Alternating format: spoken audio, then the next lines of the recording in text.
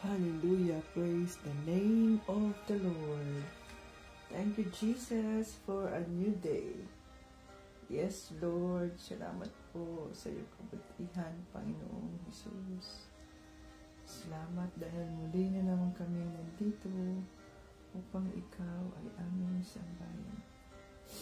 Upang ikaw ay aming pasalamatan. Hallelujah, Jesus. Oh. Hallelujah. Salamat, Lord Jesus, Holy Spirit, at ako ay nagising. Maaga pa dito.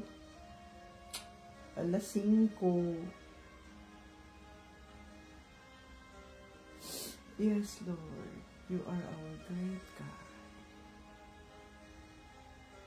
Hallelujah. Thank you, Jesus. And for the people.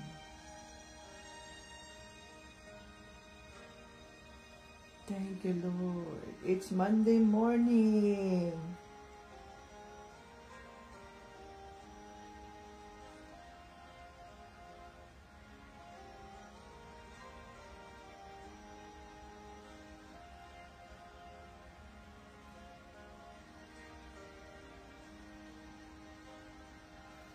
Yes, Lord Jesus.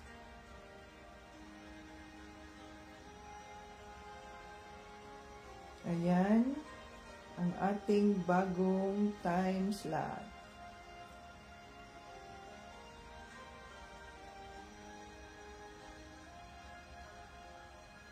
Upang purihin siya. Ang batayan ng ating pananampalataya. No? John 3:16. For God so loved the world that He gave His only begotten Son, that whosoever believe in Him will not perish but have everlasting life.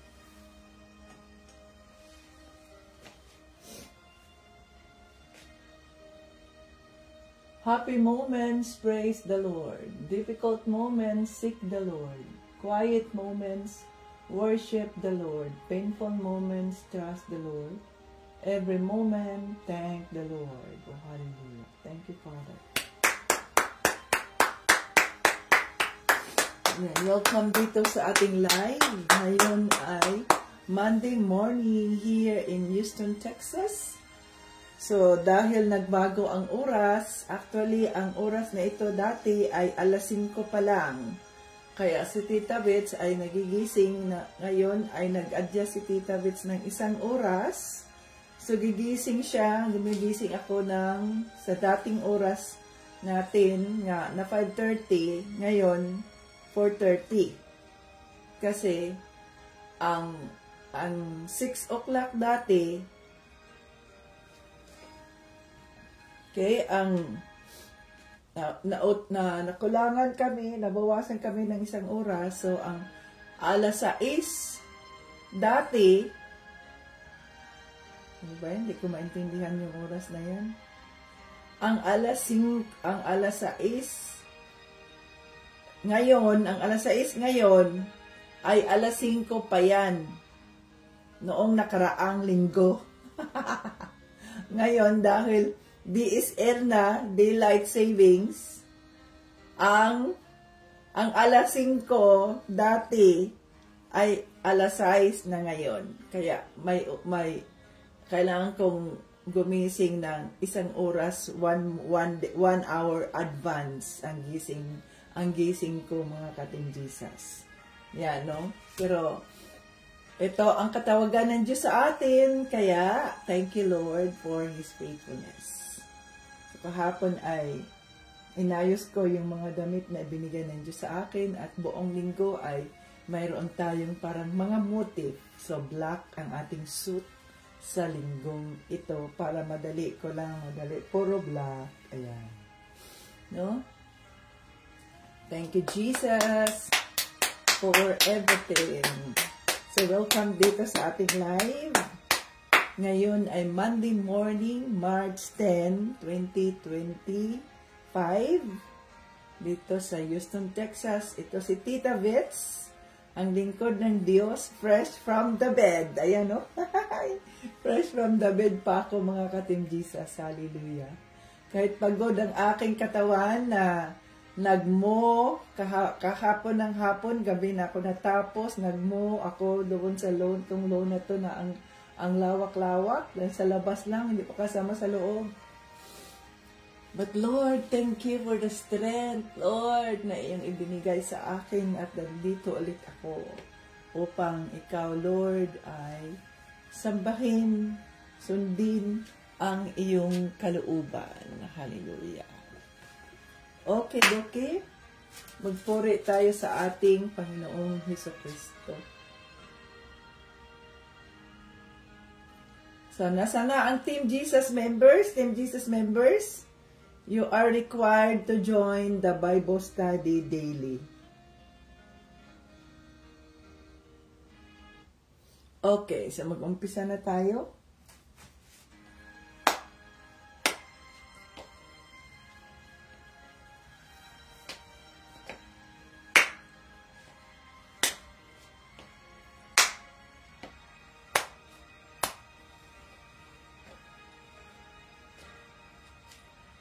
Pagising sa umaga, kay ganda, kay ganda, kay ganda ng mundong ginawa niya.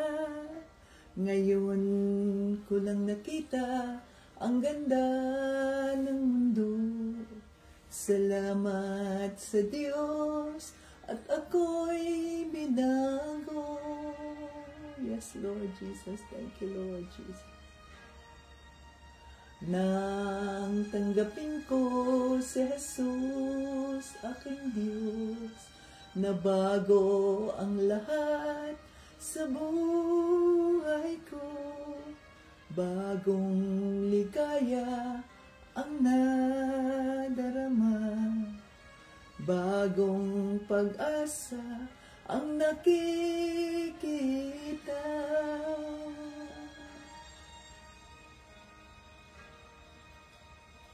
Lahat ay aking ibibigay pati aking buhay upang purihin siya.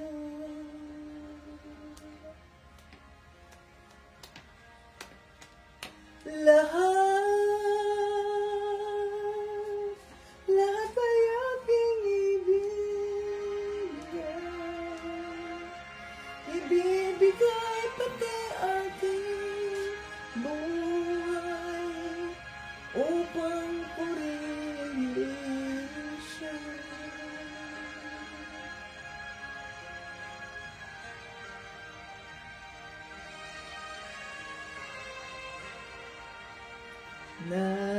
Nag-uumapaw ang aking saya, pagmamahal niya ang nadarama. Kay ganda ng buhay na nasa kanya, purihin ang Diyos, purihin si Jesus.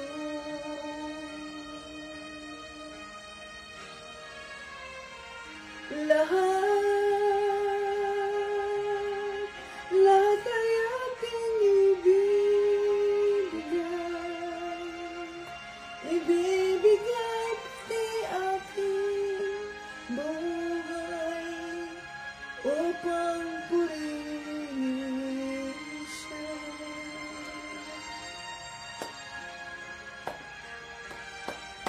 Lahat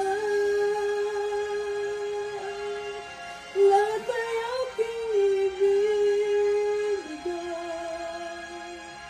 ibibigay pati aking buhay upang purihin siya.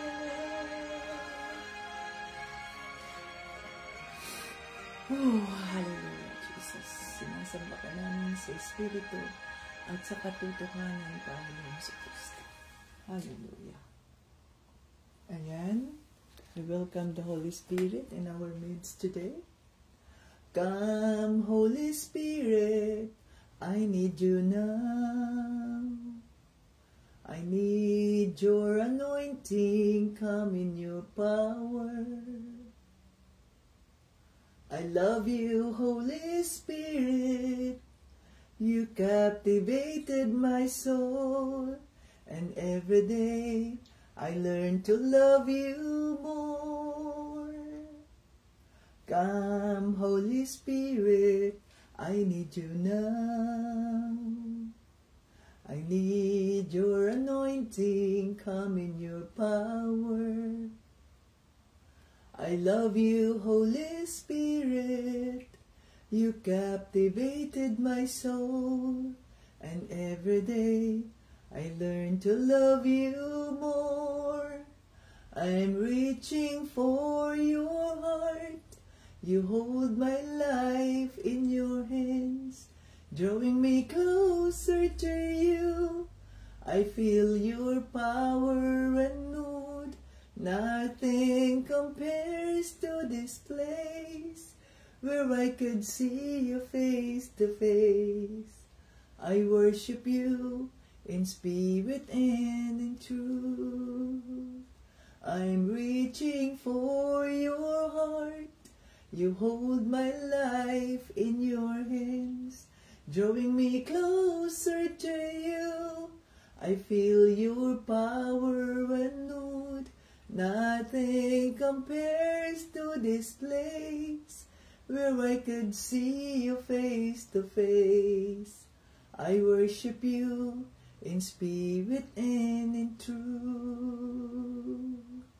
We worship you in spirit and in truth. Hallelujah, Father God. Sinasamba ka namin sa Espiritu at sa katotohanan. Maraming salamat po at muli mo naman kaming binigyan ng pagkakataon upang ikaw ay aming pagsilbihan, upang ikaw ay aming itaas, upang ang pangalan ng Diyos, ng iyong anak na si Jesucristo ay aming itaas, ay aming ipakilala sa sanlibutan. Oh, hallelujah.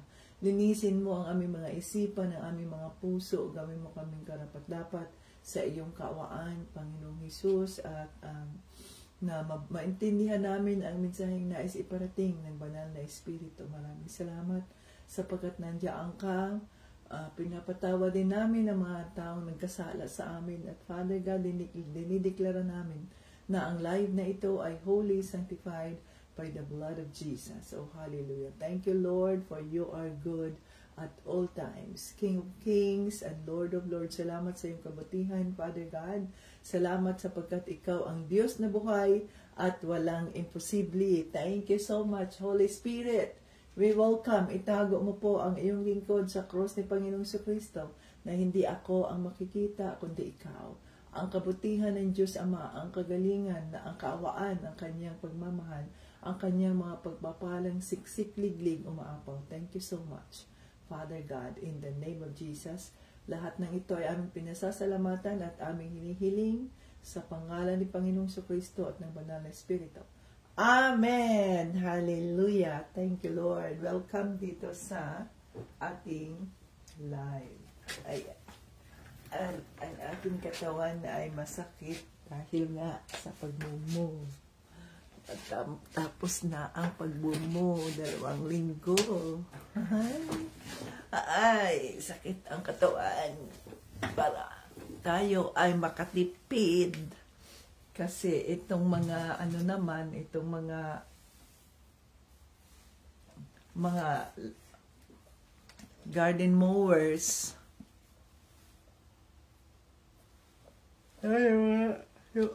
ayaw nila, inaantok pa kasi Tita Bits, kasi ngayon ay pa lang, alas 5 pa lang ngayon, 5 something pa lang ngayon, mga ka-Team Jesus.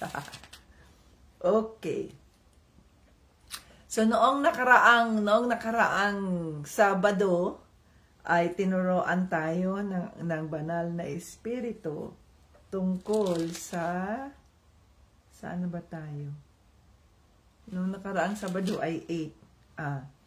tayo'y bahagi ng iisang katawan. Okay. So, anong mensahe ng banal na espiritu dito? Sabi niya, so, pinaalala sa atin ang iba't ibang gift of the Spirit, na kung tayo ay pagkatapos nating magbaptismo sa tubig, ay tayo ay prone ng mga katimjisa sa temptation, sa mga pagsubok sa buhay, dahil nga kagaya kay Panginoong Jesucristo na pagkatapos niyang mabaptize in water, ay dinala siya ni Satanas doon sa yung 40 nights and 40 days na fasting ni Panginoong Jesucristo. Ay dinala siya doon sa bundok, dinala siya, pakita ganyan, at tinukso na siya ng demonyo. Subalit si Panginoong Jesucristo, ang kanyang isipan, ang kanyang puso ay doon sa devotion. Ang devotion niya ay ang pagsunod sa kalooban ng kanyang Ama, ng Diyos Ama. At alam na alam niya ang scriptures, kagaya ni Satanas. Si Satanas, alam niya ang mga scriptures, subalit alam din ni Panginoong Jesucristo ang scriptures. Kaya walang nagawa si Satanas. Kaya nga tayo mga ka-Team Jesus, kung tayo ay magdasal, kung si Satanas ay batuhin natin, kung si Satanas i-rebuke natin, kailangan na mayroon tayong pinanghahawakan na salita ng Diyos. Dahil kung walang salita ng Diyos, mga ka-Team Jesus, ang mangyayari niyan, hindi magiging makapangyarihan yung ating mga dasal, yung ating mga rebuke, no, sa isang tao o sa isang masamang espiritu, kung wala ang salita ng Diyos. So kailangan natin ang salita ng Diyos. Okay, so i-desire natin kung kayo nga ay nabaptize na ng water, ay ngayon i-desire nyo naman ang gifts of the Spirit, nang sa ganoon ay malakasan kayong magamit ng Diyos Ama sa kanyang kaharian. Okay? So dito tayo ay nasa 1 Corinto chapter 30 na tayo, mga ka-Team Jesus. Ang pag-ibig. Ang pag-ibig. So verse 1 to 13.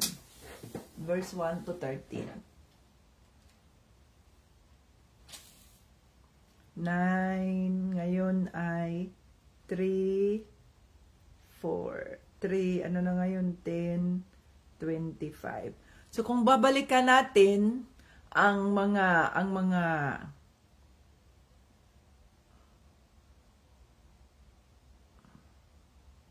kung babalikan natin yung mga 9 gifts, no, mayroong nakalagay dito na mga una, pagiging apostol, which means nagiging sila, mga pastor sila, no? Apostol, mga propeta, mga guro, mga gumagawa ng mga himala, mga nagpapagaling ng mga sakit o healers, mga matulungin, mga tagapangasiwa, nagsasalita sa iba't ibang wika na hindi nila natutunan. Ayan.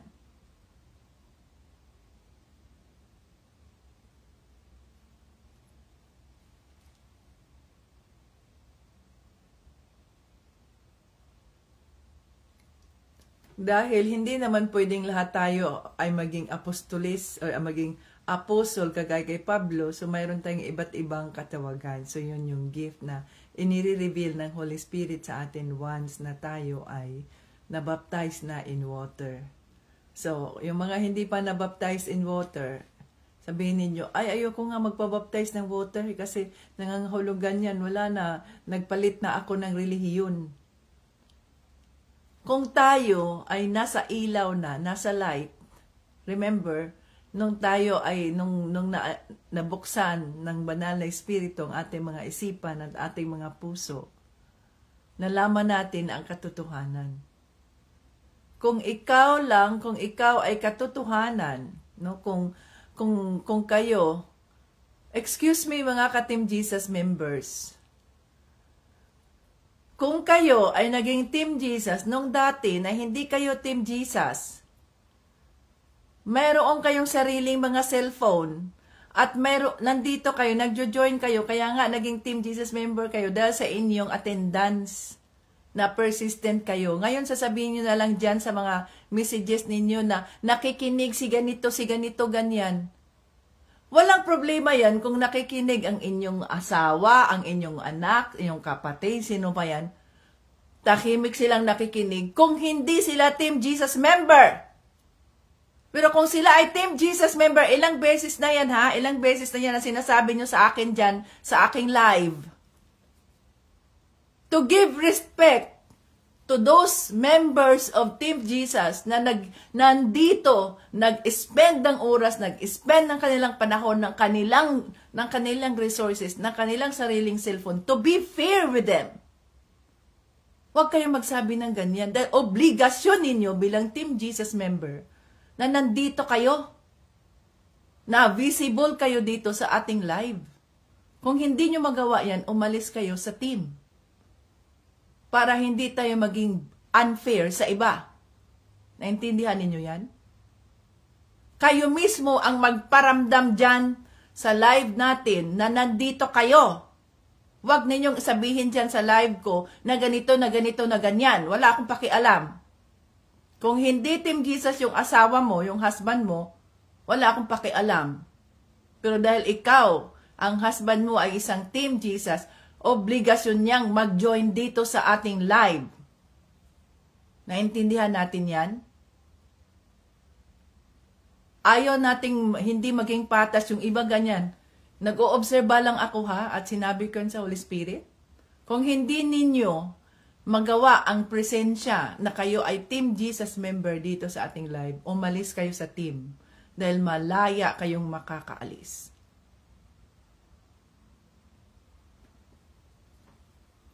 Disturbo kayo, in the name of Jesus, I rebuke that spirit na hindi galing sa Diyos sa pangalan ni Jesucristo. This life is holy, sanctified by the blood of Jesus.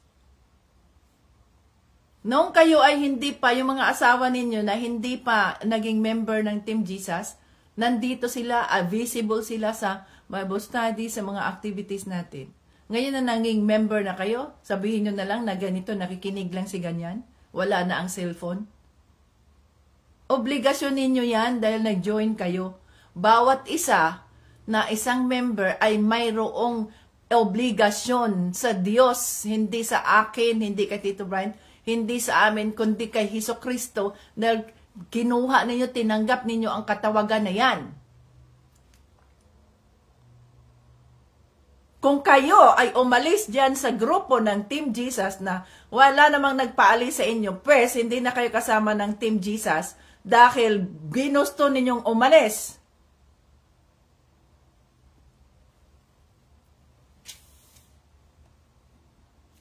Naintindihan natin yon? Hindi ako ang nagsasalita ha, ang banal na espiritu. Sapagkat kailangang maituwid natin kung ano ang mali at sundin natin kung ano ang tama. Maliban na lamang kung kayo ay nanloko ng kapwa ninyo, niloko nyo si Panginoong Jesucristo mula pa sa umpisa na kayo ay nagjo-join pero hindi naman pala asawa nyo gumagawa nun, ikaw lang. Nagkukunwari kang ikaw yung asawa mong lalaki, ikaw rin yung asawang babae, nagkukunwari ka, dalawang tao ang ginagamit mo, representative mo. Naintindihan nyo yan? You will be exposed. Kaya kahit anong pagsisikap ang ginagawa ninyo ay hindi kayo umaasinso dahil nanluloko kayo ng kapwa nyo. Kung sino-sino man kayong nandito sa aking live, I rebuke you. At kung anong espiritu mayroon kayo, I rebuke you. You go back to hell right now. At hindi ka na makakapasok sa live na ito, dear. This live is holy, sanctified by the blood of Jesus. Kung kayo ay nanloko ng inyong kapwa, ibabalik ng Diyos yung panluloko ninyo. Sapagkat tayo rito ay tapat sa ating mga ginagawa. ang Diyos, may the Lord forgive you sa inyong mga panluloko dyan sa inyong kapwa. Lalo na dito sa amin na niloloko ninyo kami, na wala kaming ginagawang masama, kundi sundin ang kalooban ng Diyos sa mga buhay namin.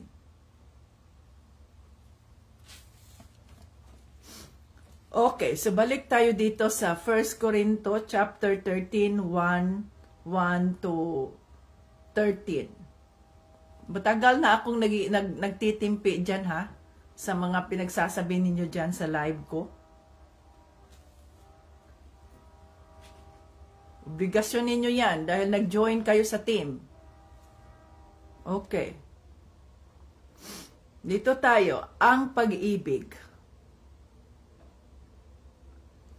Kung makakapagsalita man ako sa iba't ibang wika ng mga tao at ng mga anghel, ngunit wala naman akong pag-ibig, para lang akong batingaw na umaalingaw-ngaw o pagpumpyang na tumataginting.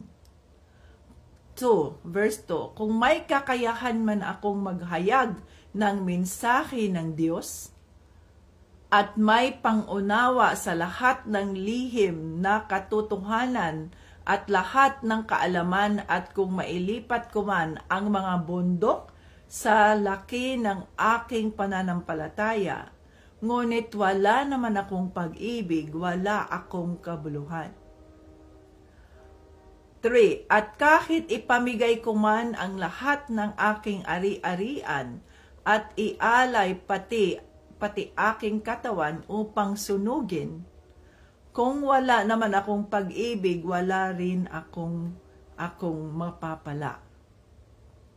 4, ang taong may pag-ibig ay mapagtiis, mabait, hindi marunong mainggit, hindi hambog o mapagmataas, hindi bastos ang pag-uugali, hindi makasarili, hindi magagalitin o mapagtanim ng sama ng loob sa kapwa, hindi natutuwa sa kasamaan, kundi nagagalak sa katotohanan, matyaga, laging nagtitiwala, laging may pag-asa at tinitiis ang lahat. 8, may katapusan ang pagpapahayag ng mensahe ng Diyos at ang pagsasalita sa ibang wika na hindi natutunan. Ganoon din ang pagpapahayag ng kaalaman tungkol sa Diyos, ngunit ang pag-ibig ay walang hangganan. 9, hindi paganap ang ating kaalaman. Ganoon din ang pagpapahayag natin ng mensahe ng Diyos. 10, ngunit pagdating ng araw na magiging ganap ang lahat, mawawala na ang anumang hindi ganap. Noong bata pa ako, nasa verse 11, ang aking pagsasalita, pag-iisip at pangangatwiran ay tulad ng sa bata. Ngunit ngayong ako'y mayroon ng sapat na gulang, iniwan ko na ang mga ugaling bata. Sa ngayon, para tayong nakatingin sa malabong salamin. Ngunit darating ang araw na magiging malinaw ang lahat sa atin. Bahagya lamang ang ating nalalaman sa ngayon, ngunit darating ang araw na malalaman natin ang lahat, tulad ng pagkaalam ng Diyos sa atin. 13, 3 bagay ang nananatili, ang pagtitiwala, pag-asa, at pag-ibig. Ngunit ang pinakadakila sa mga ito ay ang pag-ibig. Ayan, ang pag-ibig, mga ka-Team Jesus. So, there are three remains, faith, hope, and love. But the greatest of this is love. Ayan, the greatest of this is love. So, thank you Holy Spirit sa iyong mga salita. Tulungan mo kami na maintindihan namin ang mensaheng nais mong iparating sa oras na ito. In Jesus' name, Amen. Okay. So, tingnan natin dito mga ka-Team Jesus ang mensaheng nais iparating ng banal na espiritu. Ayan. So, kung kayo ay gustong maging Team Jesus member, mayroon tayong obligasyon mga ka-Team Jesus. Hindi lang basta naging member kayo. No. Ikaw, dahil ikaw ay pinili ng Diyos sa makatuwid, it is a privilege to be part of His ministry. So, wag nating sayangin yung pagkakataon na yun, mga ka-Team Jesus. Ayan. So, gumalaw tayo, kumilos tayo na mayroong pag-ibig. So, ang sabi dito sa salita, no? Ang pag-ibig. Kung marunong man daw siya sa iba't ibang lingwahe ng mga tao kahit hindi niya pinag-aaralan, no? Kung wala siyang pag-ibig ay para lamang siyang batingaw na umaalingaw-ngaw o pompyang na tumataginting. So, kung tayo mga ka-Team Jesus ay nagsasalita na magaling tayo dito, magaling tayo dyan, magaling tayo sa ganyan, kung wala namang pag-ibig ang ating mga puso na gawin yun para sa kalooban ng Diyos, wala ring halaga ang mga yun. Ito yung sinasabing useless ang ating pananalita. Useless. Kung wala tayong pag-ibig. No, anong sabi dito? Kahit gaano man daw kalaki ang kanyang pananampalataya, ngunit wala siyang pag-ibig ay wala ring kabuluhan. At kahit ipamigay man niya ang kanyang mga ari-arian, kung wala pa rin siyang pag-ibig, ay wala ring kabuluhan. So, kung tayo ay may pag-ibig, mga ka-Team Jesus, so tayo ay maging mapagmatiis, mabait, hindi marunong mainggit, ayan, hindi hambog, hindi bastos ang pag-uugali, hindi makasarili, hindi magagalitin, o kaya'y mapagtanim ng sama ng loob, hindi natutuwa sa kasamaan, kundi nagagalak sa katotohanan, matyaga, laging nagtitiwala, laging may pag-asa, tinitiis ang lahat o patience sa lahat ng mga sitwasyon sa buhay. So, ganun ang dami dito, no? Ang hirap ng pag-ibig, mga ka-Team Jesus. Kaya nga, dahil sa pag-ibig, ay dumami ang inyong mga anak. ay, nako, ganun ba yun? Hindi, dahil sa pag-ibig, ay nandito tayo. Ganon yun eh. Kasi kahit na present tayo rito at ang ating motibo ay hindi upang dahil mahal natin ang Diyos, kaya ginagawa natin ito, walang kwenta at hindi ito magiging kapuri-puri sa harap ng Diyos. So kung tayo ay may pag-ibig, unang-una, ang klase ng pag-ibig na mayroon, no, the highest kind of love is agape. So ito 'yon kahit hindi Valentine's Day, kahit hindi araw ng mga puso na siniselebrate ng mundo. Ang salita ng Diyos sa araw-araw ay pag-ibig. No? Halimbawa sa akin ngayon, dito sa Amerika nagbago ang oras. Ang oras ay isang oras na advance ngayon. So ngayon sana ay natutulog pa muna ako. Ngayon sana ay nag-a-alarm pa lang ako, nag-a-alarm ng 5:30 para ako gigising. Pero anong oras na? 6:30 na ngayon, 6:43 na. Sasabihin ko ba sa sarili ko, ayoko nga. Dahil matutulog pa ako. Dahil kulang ang oras ko, kulang ang tulog ko. Hindi naman pwedeng i-adjust sa 7:00 sapagkat may trabaho ako sa umaga. No? Magjo-duty ako ng 8:30. So paano anong oras na ang ihahanda ko para sa aking pagtatrabaho? So yun mga ka-Team Jesus.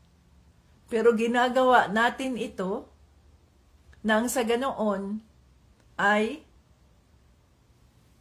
Yun ang kalooban ng Diyos sa buhay ko. Ginagawa ko ito ng may pagmamahal sa Kanya, unang-una. Hindi para makilala ako ng tao, hindi para parangalan ninyo ako, hindi para maghimayabang. No. Kundi dahil mahal ko ang Diyos. Sa bawat buwan, to God be the glory, nagpadala ang Diyos ng mga pagpapala dyan sa inyo dahil kayo ay karapat-dapat na pagpapalain, dahil nag-spend kayo ng oras dito, dahil nag-share kayo, nakinig kayo sa salita ng Diyos, pinagpapala kayo ng Diyos para mayroong kayong pambili ng load. O ngayon na may pambili na kayo ng load, hindi pa kayo maka-join? Dati na wala naman kayong natatanggap na mga pagpapala, ay nakapag-join kayo? Ano bang klaseng rason mayroon tayo, mga ka-Team Jesus? Kung ito ang pag-join at ang pakikinig sa salita ng Diyos ay dahil mahal natin siya, hahamakin natin ang lahat, masunod lamang siya. Diba? Pag-ibig, kung pumasok ka sa puso ni Numan, hahamakin ang lahat, masunod ka lamang. Ganun ang pag-ibig eh. Di kung mahal mo ang Diyos at mahal mo siya, ang salita niya, wala tayong maging rason upang sa ganoon na hindi natin magawa ang conviction ng Holy Spirit. Ano man ang mangyayari, ito man ang sitwasyon mo, ang una mo pa ring sinusunod ay ang kalooban ng Diyos. At hindi ang tao. Ang kalooban ng Diyos. No? Ano ang dahilan at bakit kayo nagkaganyan? Kapag ang ating mga motibo sa paggawa ng mga bagay ay dahil ang iniisip mo ay mayroon itong kapalit, kaya pag wala na ang kapalit na yan, ay nawawala na rin ang gana mong gawin ang mga bagay na ito. Subalit kung ang mga bagay na ito ay ginagawa natin dahil mahal natin ang Diyos, dahil ito ang katotohanan, ayaw natin, hindi natin sinusuportahan ang panluloko sa kapwa, hindi natin sinusuportahan ang mga masamang gawain, kundi tayo ay nagagalak sa katotohanan. Yan ang pagmamahal na nanggagaling sa Diyos. Anong halaga ng pagiging magaling mo, marunong ka, matalino ka, mayaman ka, nagbibigay ka ng maraming mga dyan? Anong mahalaga doon? Anong kahalagahan ng mga yun? Kung ginagawa mo naman ng puno ng pagmamayabang, na ganito ka, na ganyan ka, na ikaw ang magaling, na ikaw ang ganyan, anong halaga ng lahat ng yan? That is vanity. Walang halaga yan kung itong mga ginagawa natin ay hindi dahil mahal natin ang Diyos. So kami dito, kahit mayroong kaming mga bills na dapat bayaran, na dapat ganito, ganyan, pag sinabi ng Holy Spirit, okay, ibigay mo ito, ipalabas mo ito, yes, Lord. Sinusunod namin ang kalooban ng Holy Spirit sapagkat sa Kanya nanggagaling ang lahat, sa Diyos nanggagaling ang lahat, maging ang aming mga buhay. At sinusunod namin ito sapagkat mahal namin ng Diyos. At hindi namin hinahangad ang kapalit at hindi namin hinahangad na pasasalamatan nyo kami dyan publicly. Maraming salamat kay Tita Bitch at Tito Brian sa ganito, sa ganyan. Hindi namin kailangan ang inyong appreciation. Bakit? We do this because we love the Lord. And this is how we are called for His kingdom, for the glory of God. Ang kailangan namin ay ang inyong pagdarasal na patuloy kaming bigyan ng Diyos ng malakas na pangangatawan, patuloy kaming pagpapalain ng ating Panginoong Jesucristo, patuloy kaming bigyan ng pagkakataon upang patuloy kaming makapagsilbi sa Kanya ng may pusong pagmamahal, pagsunod sa Kanyang kalooban, nang sa ganoon ay mas marami pang makakarinig sa salita ng Diyos, mas marami pang makakatanggap ng mga pagpapala mula sa ating Panginoong Jesucristo para sa kapurihan ng Diyos Ama. So ngayon, kayo, ano ang dahilan at bakit nandito kayo? Kaya nga mga ka-Team Jesus, ang ating motibo ay napakahalaga.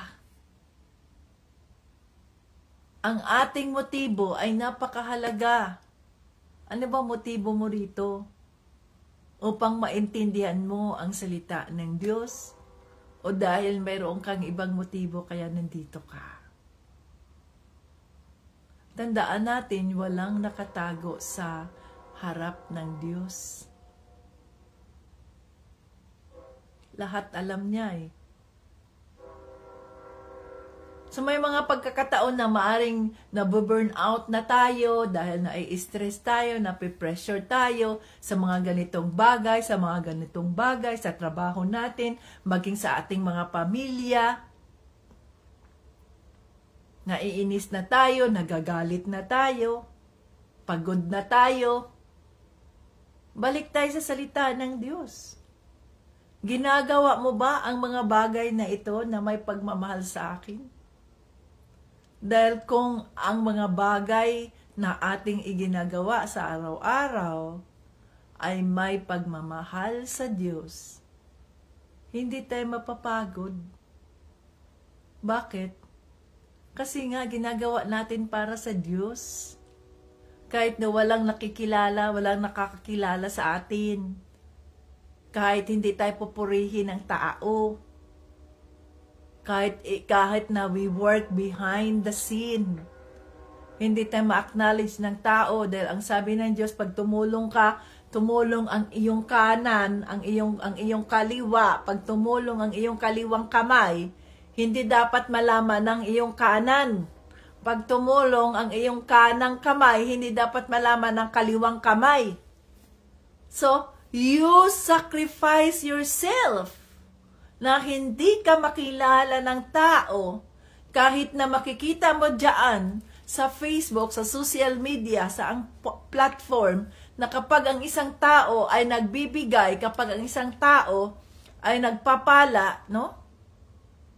Ay nagbibless, ay nandoon yan sa social media, nandoon yan, nakikita, ito na po, ito na po, ma'am, ganyan, ang iyong ibinigay sa akin na ganito, binili ko na po, ng ganon. No? Pero dito sa Team Jesus, kung ang conviction ng Holy Spirit sa amin ay, bigyan ka, isama mo sa dasal niyo po na ganito sitwasyon namin. Kung marapati ng banal na espiritu na pagbalain ka sa pamamagitan namin dito, ay ginagawa natin ito ng tahimik na walang nakakaalam, kundi ang Diyos lang at ikaw, pamilya mo. At hindi mo pwedeng i-post yan sa Facebook na ako, sila, ganito, nagbigay, ganyan, no. Hindi madali yon. Dahil sabi mo, bakit hindi nila i-acknowledge na kaming nagbigay, ganon, no? Bakit? Kung alam mong ikaw ay instrumento lang, kung alam mo na pinagpapala ka ng Diyos, na gawin mo ito para ikaw rin ay maging pagpapala sa iba, ito'y isang malaking pribilehiyo na walang ibang mapurihan kundi ang Diyos. Na walang ibang makilala sa kanyang kabutihan kundi si Panginoong Hesukristo at hindi ikaw at hindi ang taong yan na parang ginawa na ninyong Diyos.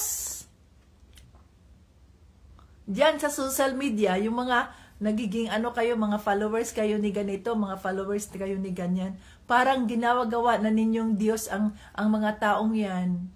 Ma'am, ganito, sana mapansin mo naman ako.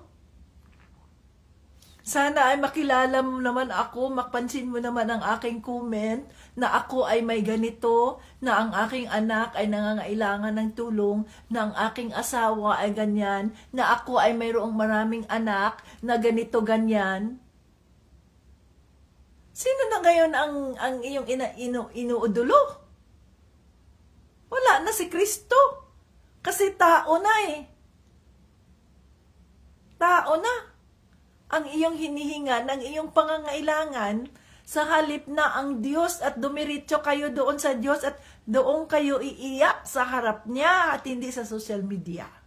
At hindi kayo kung sino-sino na pinagsasabihan ninyo na para kayo humihingi ng kanilang kaawaan. Hindi natin kailangan humingi ng kaawaan ng tao. Ang Diyos ang pinagmumulan ng lahat ng kaawaan. Ang Diyos, hindi ang tao. Ang tao ay mga instrumento lang. At kapag ang mga taong ito ay mayroong totoong pagmamahal sa Diyos, hindi ang kanilang mga sarili, ang kanilang ipakilala sa sanlibutan, kundi ang kanilang ipakilala ay si Panginoong Hesukristo na pinagmumulan ng lahat ng mga pagpapala. Jesus is the light. Jesus is the living water. Jesus is the bread of life. Siya yun, si Panginoong Hesukristo, ang dapat makilala at hindi tayo because we work behind the scene.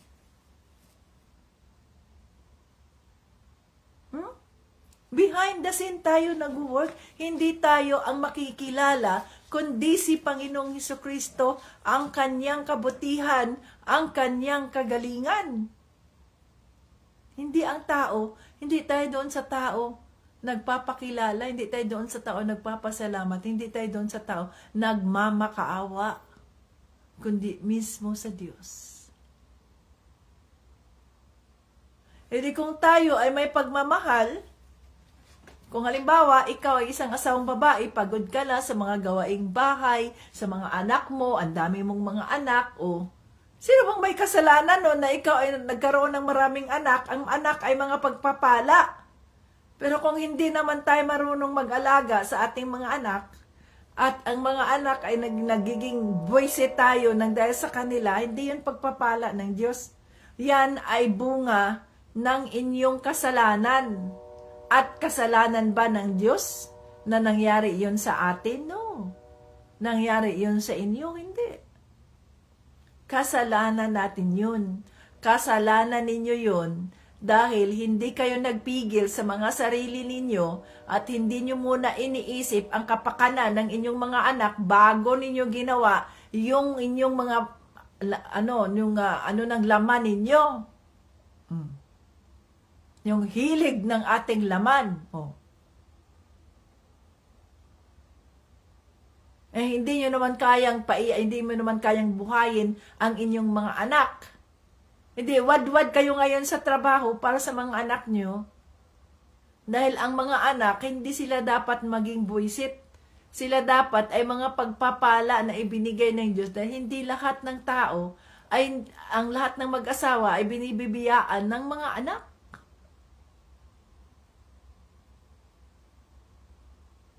So kung pagod ka na sa pag-alaga sa mga anak mo, kung pagod ka na, hindi yun bunga ng pagmamahal, kundi bunga ng pagkakamali ninyo. Dahil hindi kayo nagpaplano sa mga buhay ninyo upang sa ganoon maiayos ninyo mga pamilya ninyo. Tandaan natin, mayroon kayong obligasyon sa inyong mga anak sapagkat ang mga bata, hindi yan kusang isinilang Kayo ang gumawa ng mga anak ninyo. Kayo ang nagdesisyon. Ang Diyos ay nandiyan lang upang gabayan kayo. Ang banal na Espiritu ay upang gabayan kayo. Pero ginawa ninyo. Nandiyan na. Nagkamali na kayo. Ang isang mali ay hindi nagiging tama kung gagawa ka pa ng isa pang mali. Ay, hindi pwede ito. Kailangan kong ipa-abort ang batang ito dahil ganito, ganyan. No. Kaya nga mga ka-Team Jesus, kung napagod ka na sa mga sitwasyon mo sa buhay, tandaan mo, nangyari din yun nang dahil sa mga kagagawa natin. Dahil sa ating mga maling desisyon. Mali ang ating mga desisyon. Hindi natin pinakinggan ang banal na Espiritu ng kanyang conviction na huwag muna na magtiis ka sa iyong mga nararamdaman. Kailangan kayong mag-control sa mga sarili ninyo. Hindi nyo ginawa Hindi nagbunga ang inyong pagmamahalan. Ngayon, ang pagmamahalan na yan ay naging mitsa ng buhay nyo.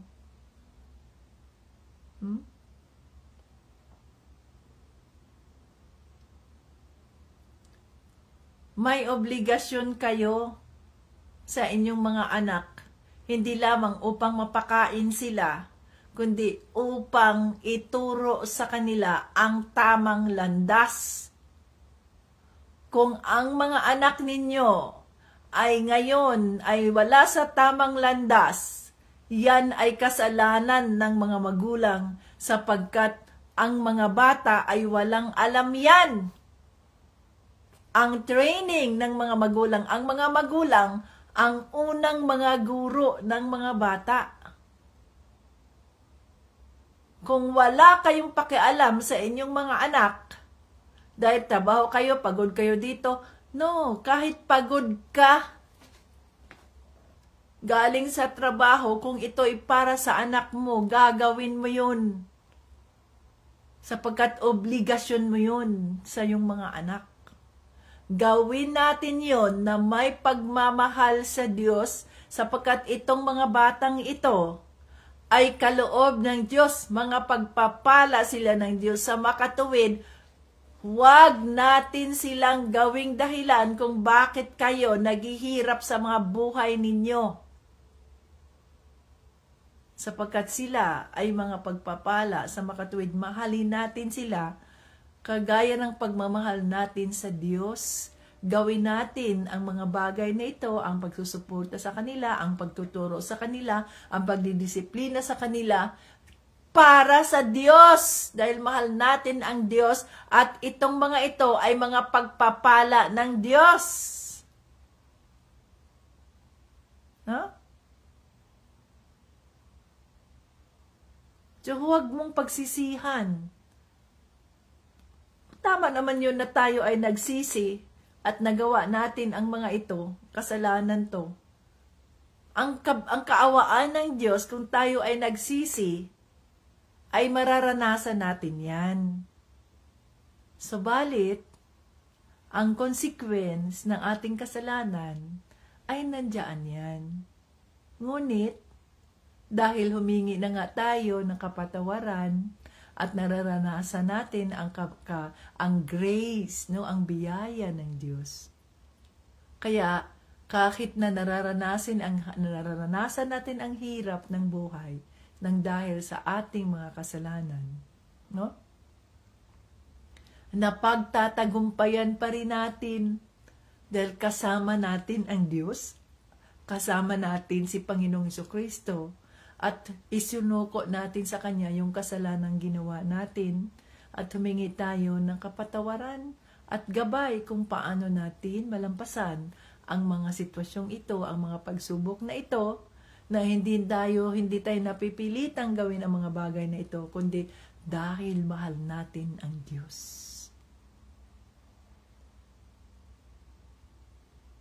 So kung ano man ang katawagang mayroon ka, Ano man ang papel na ginagampanan mo sa buhay, gawin mo yan ng may pagmamahal sa Diyos. Kagaya namin dito, tahimik namin ginagawa ang kalooban ng Diyos. Lord, anong gagawin ko dito, Lord? Kulang ang aming pambayad sa ganito, Father God. Lord, you are our great provider. Bahala ka kung anong gagawin mo. We are here to follow your will. Never ang Diyos na nag-fail. Mayroon siyang maraming paraan. Sa mga pagsubok na ating hinaharap, mayroon siyang mga paraan. At mula sa mga pagsubok na yan ay natututo tayo na next time, hindi na natin gagawin yun. Halimbawa, kayo, nahirapan kayo sa buhay nyo dahil puno kayo ng utang. Bakit nyo ginagawa yan? Ginagawa ba ninyo yan ng may pagmamahal sa Diyos? O ginagawa ninyo yan dahil sa sarili ninyong laman? Dalawa lang yan eh. Kung ang mga bagay na ginagawa natin ay dahil mahal natin ang Diyos, hindi tayo basta-bastang magpadalos-dalos sa ating mga desisyon. Kasi iisipin natin, para ba ito sa Diyos? Mapurihan ko ba ang Diyos kung gagawin ko ito? Mapurihan ko ba ang Diyos? Mahal ko ba ang Diyos kung gagawin ko itong bagay na ito? Kung uutangin ko ang mga bagay na ito, mapurihan ko ba ang Diyos? O ang sarili ko lang? Kasi kung ang sarili ko lang ang aking iniisip at hindi ang kapakanan ng Diyos, ang kanyang pagmamahal, kaya sige ka lang ng sige, hindi mo iniisip na wala ka ng pambayad, utang ka lang ng utang, loan ka lang ng loan, kung saan-saan ka na nakakarating, hanggang liig na ang utang mo. Pagdating sa bayaran, ayan, naguguluhan ka na, magpapakamatay ka na, sa dami ng mga hinaniningil sa'yo, sa dami ng sa dami ng ganito mo, o ngayon sino ngayon sisihin mo? Ang Diyos. Pero kung hindi ka nagsisisi sa mga kasalanan ginawa mo dahil inuna mo ang iyong laman kaysa sundin ang kalooban ng Diyos.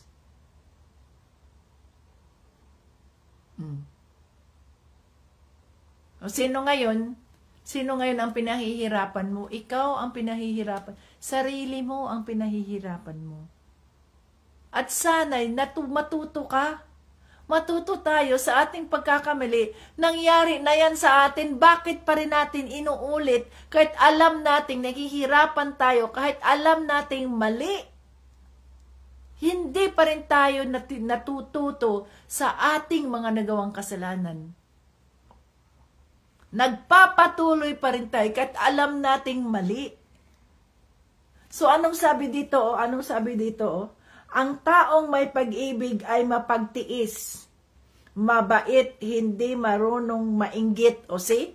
Mapagtiis, patience, mapagtiis, perseverance. Marunong tayong pumigil sa ating mga nararamdaman, sa ating mga sarili, ay hindi ba natin kaya yan?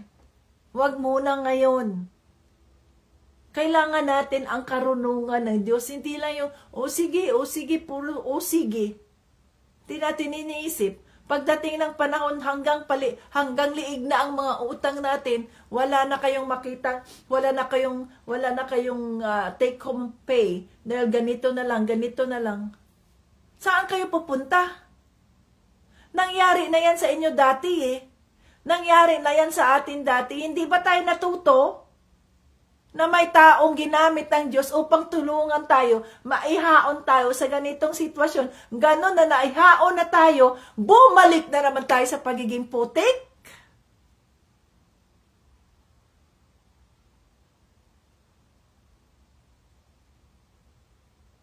Ha? Hindi pa rin tayo natuto kahit na tinuruan na tayo ng Diyos. Mahirap. It is a hard lesson to learn. Hard lesson. bumalik pa rin tayo sa gusto natin sa halip na sundin ang kalooban ng Diyos. Oh? Mabait, hindi marunong mainggit. Bakit ginawa mo yan? Sapagkat nainggit ka sa isang tao at gusto mo ring magkaganyan, gusto mo ring magganon. Na hindi niya pinagdasal, Lord, ito ang aming desire. Lord Jesus, Holy Spirit, gabayan mo kami. Itong aming desire, Lord. Wala kaming pambayad na ganito. Kung titingnan namin ang aming mga finances, ang aming ganyan, wala kaming pambayad sa mga ganito. Anong gagawin namin, Lord, kung ito ba'y kalooban mo? Kasi kung pinagdasal natin at hinihingi natin ang gabay ng Holy Spirit, nandiyan ang Holy Spirit na magre-reveal sa atin na, oh no, huwag mong gawin yan, huwag, kasi hindi nyo kayang bayaran yan, ganito, hintayin nyo muna, kung makakaya pa man ninyong maghintay, mag-ipon kayo, ganito, ganyan, para hindi kayo mapuno sa utang na hanggang paliig ang utang nyo. Wala eh. Okay, sige, ay utang naman yan, o sige, o loan, ay may loan pa, pwede parang mag-loan. Naku po, paliig ang inyong mga loan, hanggang milyon-milyon na mga loan ninyo, hindi pa kayo natatakot niyan? Tapos kung hindi nyo na pag hindi nyo na makakaya, sabihin niyo magpapakamatay ako na ganito ganyan, ipipressure nyo ang ibang tao para sa ganun ay ang ibang tao naman ang magpoproblema sa inyo. Gayong anong kasalanan ng taong yan na pinagsasabihan ninyo ng mga problema ninyo, ng mga ginawa ninyo, gayong nung kayo ay nangutang, nung kayo ay nag-enjoy dyan sa mga ginagawa nyo sa buhay nyo, hindi nyo naman isinama ang taong yan. Nung kayo ay nagkaganyan na sa sitwasyon ninyo, kung sino-sino ng mga pinagkakiusapan ninyo, dinadamay pa ninyo ang ibang mga taong wala namang kinilaman sa mga ginagawa nyo sa buhay nyo. Ngayon, ginagawa ba ninyo yan ang may pagmamahal sa Diyos? Gayong ang ibang mga tao ay dinidisturbo ninyo sa inyong mga problema at maaring ang mga taong yan ay nai-stress din ng dahil sa inyo, nahihirapan din, hindi na makatulog dahil iniis, paano ba ako makatulong nito?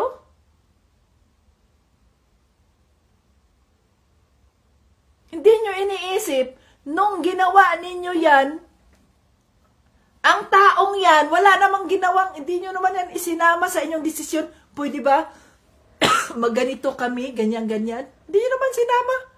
Sa desisyon ninyong magaganyan kayo.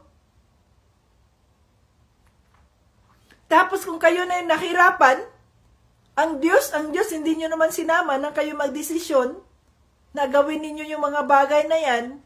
Ngayon na nahirapan na kayo, unang-una, ang Diyos ang inyong sinisisi.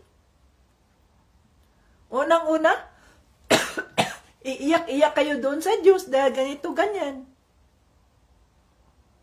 Idamay pa ninyo yung ibang mga tao, idamay pa ninyo pamilya nyo, mga kapatid nyo, mga ananay nyo, kung sino pa man. Idamay pa ninyo sa problema nyo.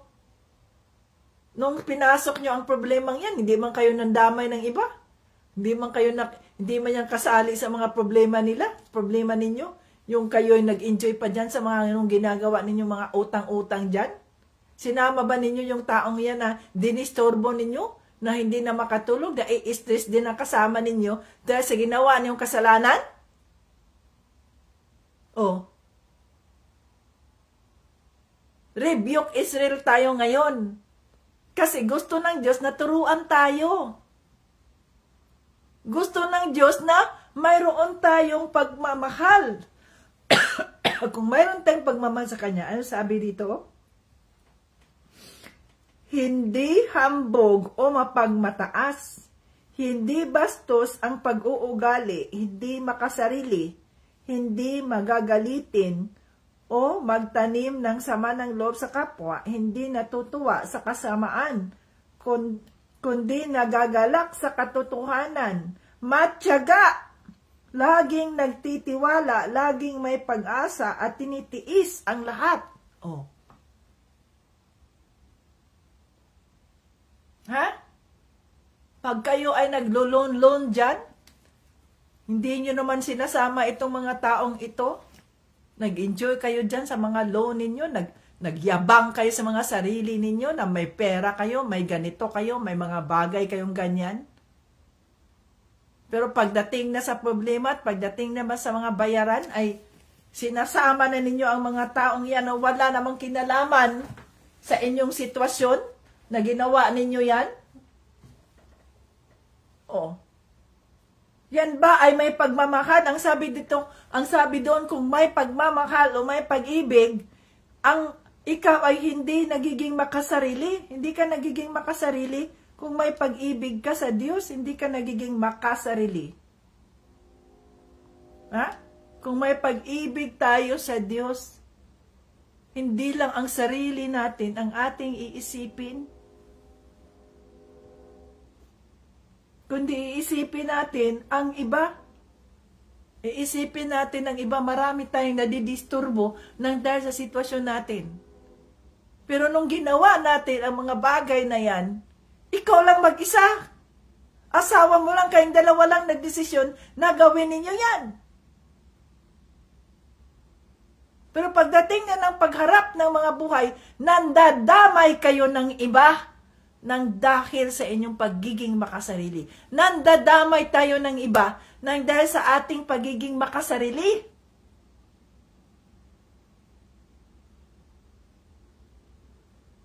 Hindi yun ang pag-ibig na sinasabi ng Diyos.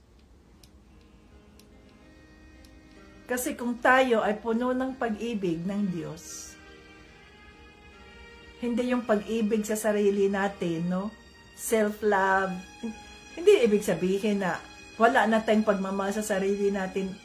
Pabayaan na lang natin yung sarili natin na nagka-ano-ano ng katawan natin, wala tayong suklay man lang, wala nang pag-alaga sa katawan, hindi yun. Kasi kasama yun sa pagmamahal natin sa Diyos, ang pag-aalaga sa ating katawan, dahil tayo ang templo ng banal na Espiritu. Kasama yun. Ang sinasabi ditong pagmamahal ay yung desisyon natin sa mga buhay natin na ganito na ganyan. Nagdidesisyon tayo, no? Nagdidesisyon tayo na hindi naman natin isinasama ang Diyos. Tapos pag tayo ay nagkawindang-windang ang buhay natin, unang-una nating sinisisi ang Diyos, at dinadamay pa natin ang ibang tao na wala namang kaalam-alam sa ginagawa ninyo, sa ginagawa natin, sa buhay natin.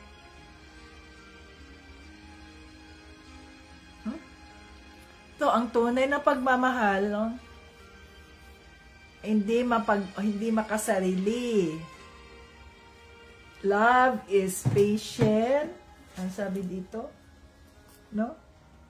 Love is patient. Love is kind. It does not envy. It does not boast. It is not proud. It does not dishonor others. It is not self-seeking. It is not easily angered. It keeps no record of wrongs. Love does not delight in evil, but rejoices with the truth. It always protects, always trusts, always hopes, always persevere. So, ganon ang pagmamahal na nanggagaling sa Diyos, mga ka-Team Jesus.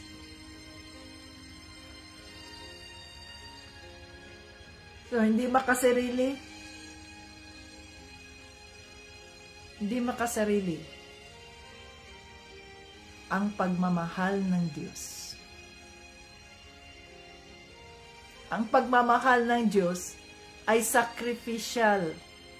Kaya nga, ang tunay, John 3:16, For God so loved the world, that He gave His only begotten Son, that whosoever believe in Him will not perish, but have everlasting life. Yan ang pag-ibig na totoo. Hindi makasarili. No? Selfless. Inuuna ang kapakanan ng iba bago pa ang kapakanan niya. Inuuna ang kaligtasan ng iba bago pa ang kanyang sariling kaligayahan.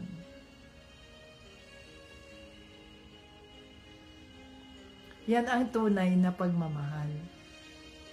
Ang tunay na pagmamahal.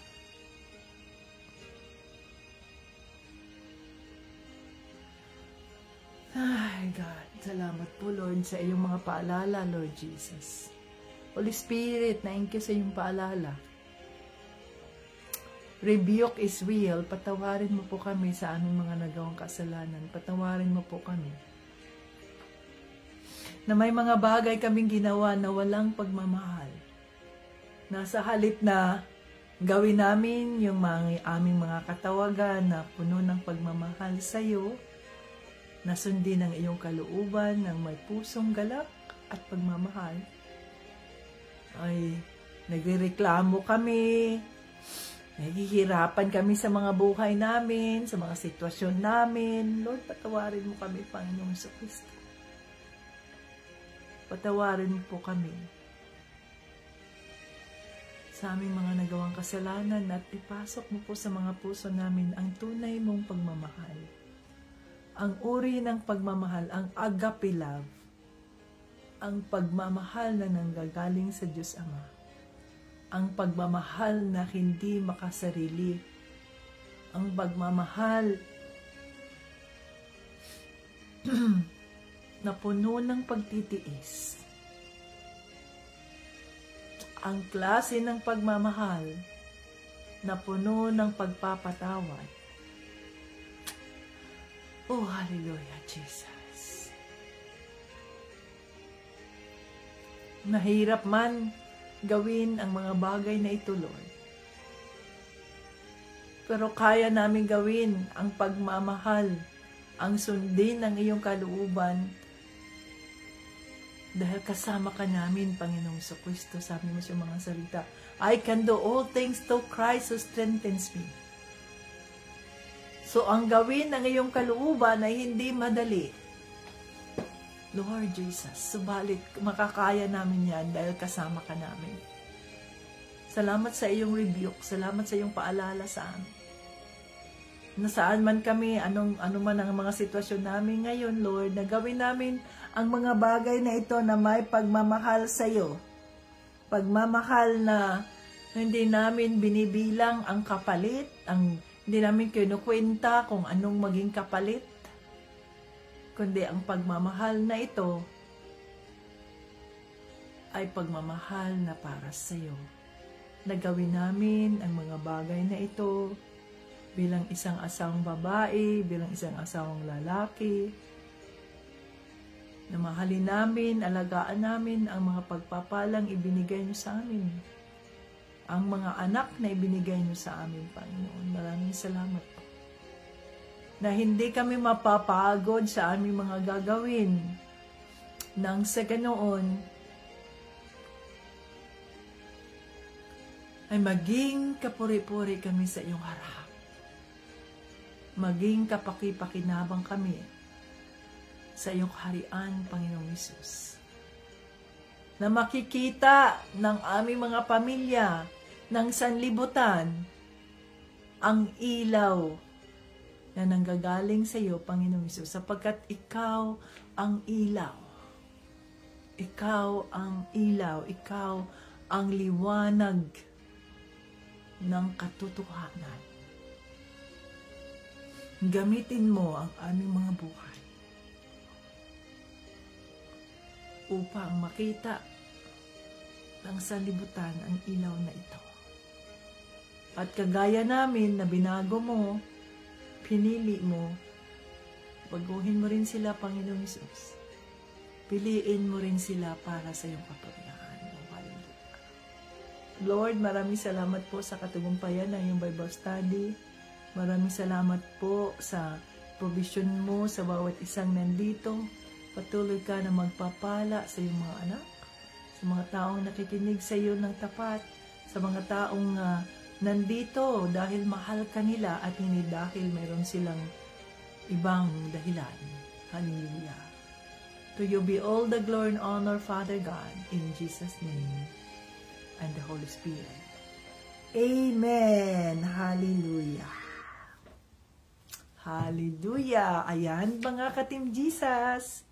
Rebuke is real, pero sa pamamagitan ng rebuke, ay natututo tayo at pinapagaan ng Diyos ang ating mga nararamdamang kabigatan dahil sa kanyang mga kaawaan. By His grace and His mercy. Hanggang sa muli, Jesus loves us. Bye-bye.